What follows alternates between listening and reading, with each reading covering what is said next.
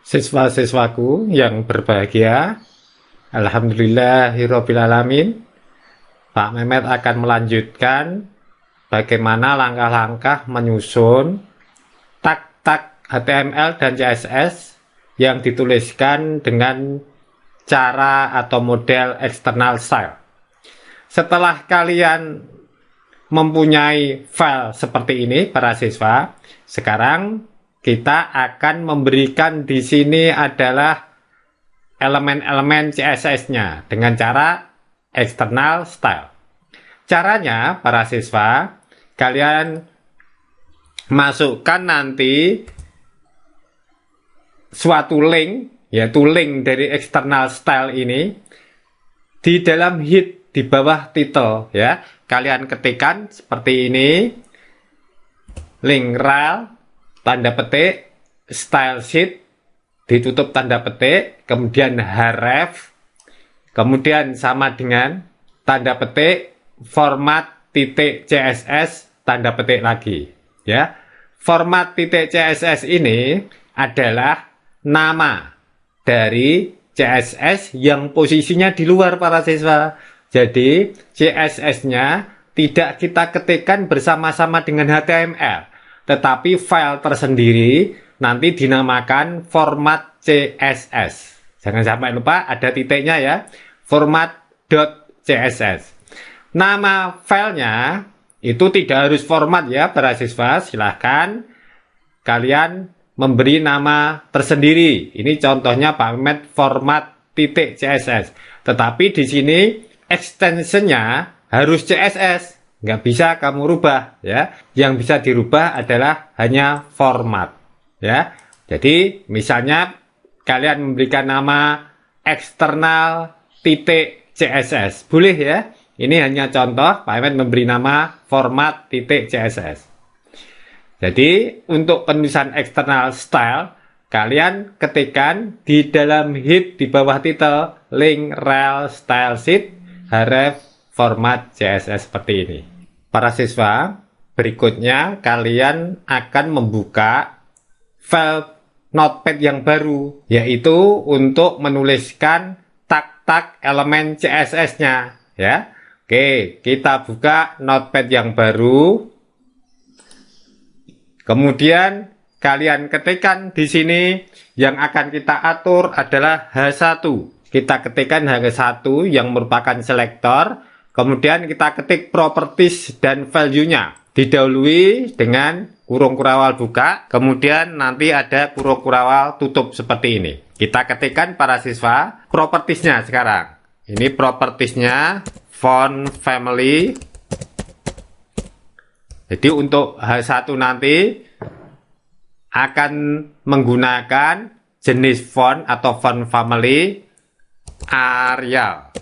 Seperti itu. Jangan sampai lupa diakhiri dengan titik koma, ya. Font family titik 2 Arial titik koma untuk menuliskan properties yang baru. Font size, ukuran huruf ini, para siswa, ukuran huruf, font size-nya kita buat 32 px titik koma. Kemudian colornya kita atur di sini adalah brown, coklat, ya, para siswa. Kemudian text align, posisi teks kita atur posisinya di tengah, ya, para siswa. Center. Seperti itu. Sementara 4 properties dan 4 value dulu untuk H1. Kemudian di sini ada H2, para siswa. Kita atur juga H2. Kita copy saja seperti ini. Nah, selektornya saya ganti. Sekarang kita akan mengatur H2. Font family-nya kita ganti menjadi Verdana. Font size-nya tentu saja berubah. Kita buat 20. Color-nya saya buat blue. Text align-nya tetap center, ya, para siswa. Untuk H2. Selektornya H2. Kemudian di sini ada P atau paragraf. Kita atur juga Kita copy, tadi masih ada sisa copy. Nah, seperti ini, tetapi ini saya buat P untuk mengatur paragrafnya. Jadi, H1 selektor dibuka dengan kurung kurawal buka, ditutup dengan kurung kurawal tutup. Terusnya seperti itu ya para siswa. Untuk paragraf, font family-nya misalnya menggunakan Forte. Nah, seperti itu. Kemudian di sini 26 font size-nya untuk paragraf. Color-nya saya buat di situ adalah red misalnya. Red. Text align-nya saya buat left. Oke, seperti itu para siswa.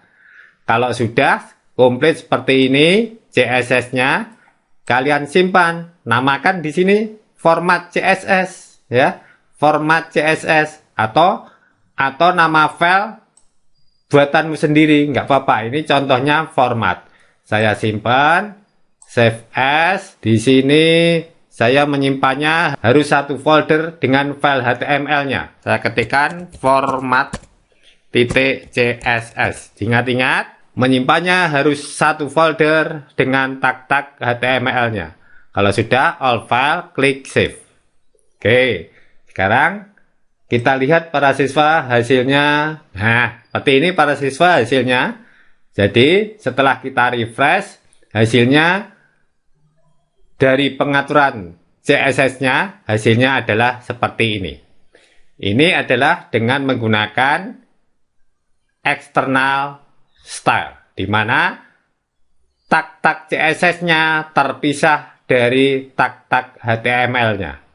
Seperti itu ya para siswa untuk latihan praktek penulisan CSS dengan model eksternal. Kita akan ke video berikutnya dengan materi yang lain.